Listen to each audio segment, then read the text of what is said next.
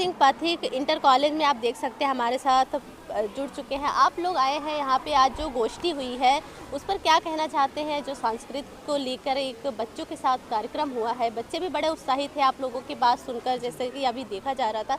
तो किस तरह से बच्चों के प्रति ये लगाव आप लोगों के आया और यहाँ लोनी में आए हैं आप? जी, सबसे पहले तो नमस्कार। मुझे लगता है कि युवा शक्ति जो है उसको सही दिशा मिलनी बहुत ज़रूरी है।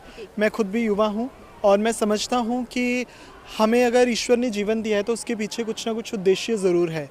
आपको जीवन मिला, आप चले गए, लेकिन हमारे इतने विद्वान हुए, स्वामी विवेकानंद जी जैसे और कई ऐसे मूर्धन्य कलाकार और साहित्यकार। तो मुझे ऐसा लगता है कि विद्यार्थी जीवन में और विद्यार्थियों को सही दिशा मिलनी बहुत ज़रूरी है, ताकि उनको एक उद्देश्य ज़रूर मिले अपने जीवन जीने का। इसी उद्देश्य के साथ मुझे ये लगा कि हमारा जो भारत है, जिसको मैंने बताया अभी कि भाव, राग और ताल तीनों के मिश्रण से भारत बना, उसकी संस्कृति जो है वो उसकी रीढ़ की हड्डी है। और मैं खुद भी संस्कृति का, मुझे लगता है कि उसका प्रचार जी, मेरा नाम विश्वदीप है और मैं अंतर्राष्ट्रीय नर्तक हूँ, कथक नर्तक हूँ और विदेशों में भी बहुत सारी प्रस्तुतियाँ दी और काफ़ी सारी संस्थाएं हैं, मंत्रालय से भी मैं सूचीबद्ध हूँ।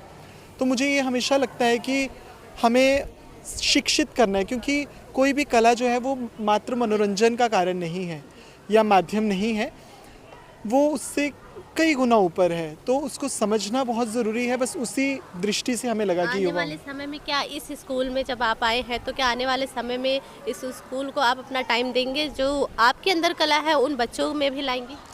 देखिए, मैं स्पिकमैक एक संस्था है जो बहुत पुरानी संस्था है, जिसमें पद्म विभूषण से सम्मानित, भारत रत्न से सम्मानित कई कलाकार हैं जो जुड़े हुए हैं। और हम लोगों ने यही नहीं, इतनी छोटी छोटी जगहों में जाकर के, जहां आज भी ना टीवी है ना बिजली है, और वहाँ उन्होंने आज तक किसी प्रकार की कोई मूवी नहीं देखी, मतलब उत्तराखंड में इतनी इतनी ऊंची, उसके पीछे का सिर्फ और सिर्फ उद्देश्य ये ही था कि हम वहाँ जा कर के अपनी कला को पहुँचाएं। क्योंकि विदेश से लोग आते हैं, हमारी संस्कृति को सुनते हैं, देखते हैं, सीखते हैं, लेकिन हमारे यहाँ के जो विद्यार्थी हैं उनको इसके बारे में कोई ज्ञान ही नहीं है। बिल्कुल जी, आप कथक करते हैं, हमने सुना है आप पीएचडी भी कर रहे हैं जी।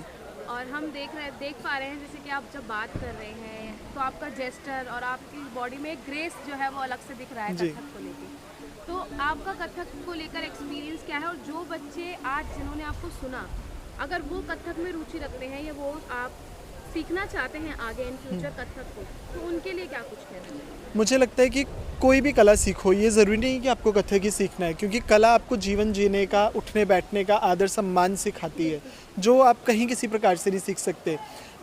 मेरे बड़े भाई हैं, इन्होंने अभी बताया भी, और मैं ये बात को बहुत अच्छे से समझता हूँ कि आज भी परंपराएं, गुरु शिष्य परंपराओं के माध्यम से ही वो जो बड़ों का आदर सत्कार है वो बचा हुआ है। आप भी शिक्षिका रही होंगी या कहीं ना कहीं पढ़ाती होंगी या किन्हीं ना किसी से मिली होंगी, तो आज भी आपको मिलेंगे, गुड मॉर्निंग मैम, नमस्ते मैम करके चले जाते हैं। लेकिन गुरु शिष्य परंपरा और नृत्य, संगीत ऐसी विधाएं हैं जहाँ आज भी मन से गुरु का सम्मान किया जाता है। आज भी उसी प्रकार से पैर छुए जाते हैं। पैर छूना ज़रूरी नहीं है, लेकिन वो भाव रखना सबसे ज़्यादा ज़रूरी है। लेकिन नृत्य में एक अलग तरीके का नमस्कार होता है। बिल्कुल बिल्कुल, चाहे वो कथक हो, भरतनाट्यम जी हो, जी जी। किसी भी तरीके का हम भूमि को प्रणाम करते हैं, क्योंकि हमें लगता है कि हम भूमि को भी माँ मानते हैं, नदी को भी माँ मानते हैं, धरती हमारी माँ है, तो हम सबको स्त्री के साथ जोड़ते हैं, माँ के साथ जोड़ते हैं, जो सबसे बड़ा सम्मान है अपने आप में।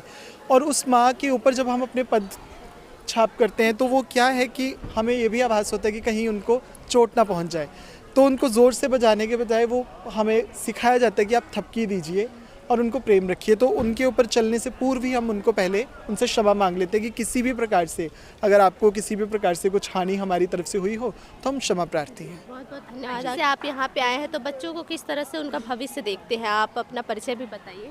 जी नमस्कार, मेरा नाम प्रदीप कुमार पाठक है। मैं संगीत एवं नृत्य के क्षेत्र से जुड़ा हुआ हूँ।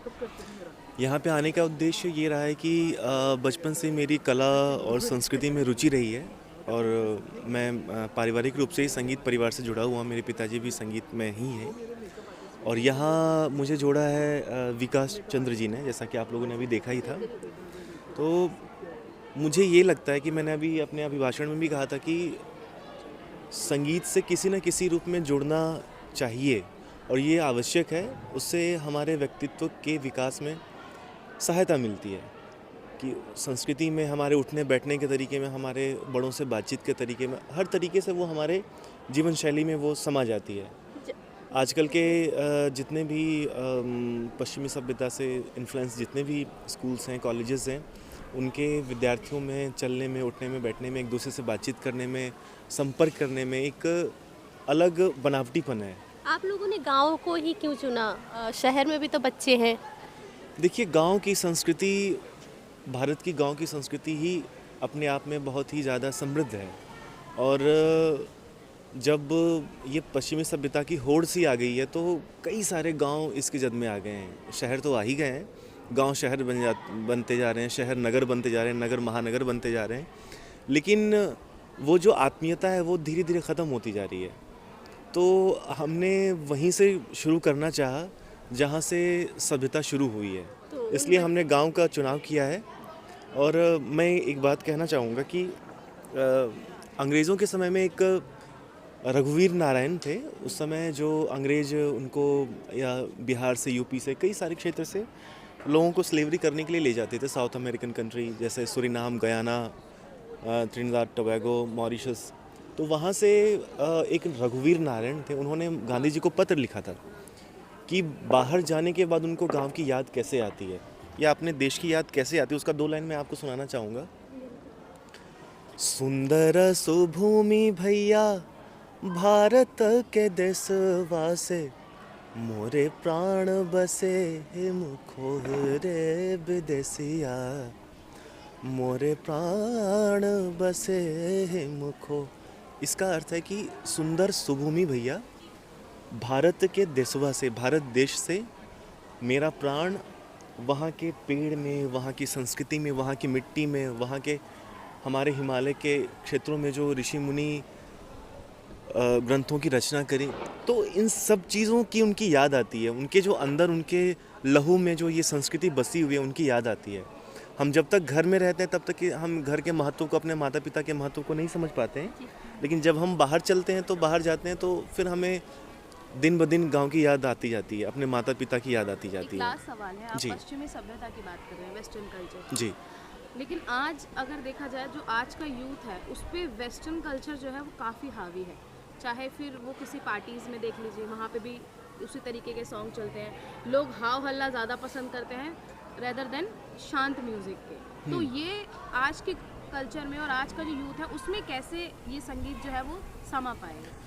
देखिए, शास्त्रीय संगीत अभी बहुत ही ज़्यादा मैं कहूँगा कि सीखना मुश्किल इसलिए हो गया है कि इसमें समय और धन दोनों की आवश्यकता होती है। और जब तक ये सीखते सीखते लोग आगे बढ़ते हैं, तब तक उनके जीविकोपार्जन का समय आ जाता है।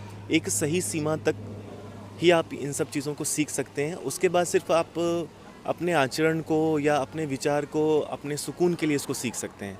आप इससे जीविकोपार्जन नहीं कर सकते हैं। लेकिन अभी क्या है, आर्थिक युग चल रहा है, इसमें हर कोई 5 दिन सीख के और अगले दिन से इससे कमाई करना चाहता है। हाँ, तो ये इसलिए भी मुश्किल है। और जो ईजी है हमेशा लोग उसी तरफ भागते हैं। कि अभी आपने देखा होगा कि आयुर्वेदिक दवाएं जो भी होती हैं, लोग आयुर्वेदाचार्य बोलते हैं आपको 41 दिन तक लेना पड़ेगा, 21 दिन तक लेना पड़ेगा, धीरे धीरे काम करता है। और एलोपैथी है, वो आपको अभी सुबह खाया और 20 मिनट के बाद पैरासीटामोल लिया तो आपका फीवर उतर जाता है।